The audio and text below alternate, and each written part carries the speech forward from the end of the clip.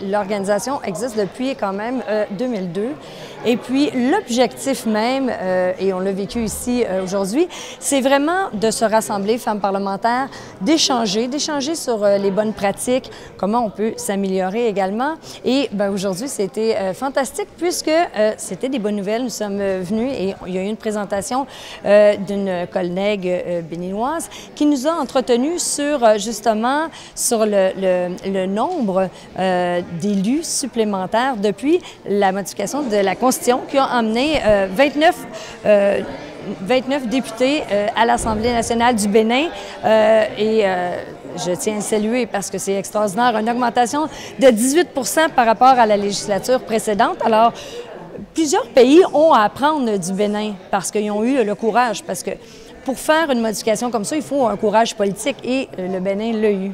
C'était vraiment très intéressant. Nous avons reçu la présidente de la Chambre des notaires qui est venue nous parler des conditions de la femme, notamment par rapport aux legs testamentaires, par rapport aux biens qu'elle peut posséder à la terre, etc.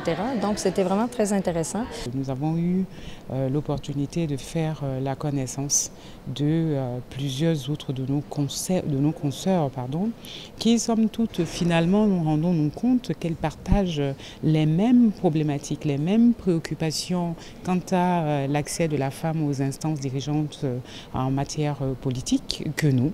Et donc, même combat, même moyen, c'était une opportunité pour vraiment organiser un partage d'expériences. C'est dans la mutualisation des énergies que nous pouvons trouver des solutions. En tout cas, c'est la conclusion que je tire de cette journée que nous avons passée ensemble, vraiment de façon très conviviale, mais très travaillée.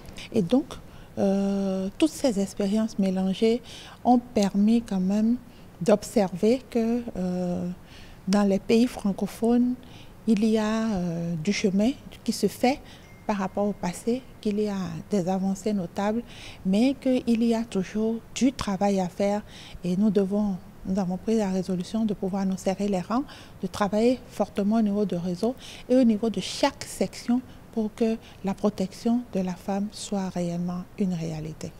J'ai entendu ma collègue de la Côte d'Ivoire dire qu'en Côte d'Ivoire, il y a à peu près 14 % de femmes et donc que l'expérience du Bénin va être utilisée pour mener quelques luttes là-bas pour permettre qu'on puisse avoir une amélioration du taux de participation des femmes, du taux de représentativité des femmes à l'Assemblée nationale.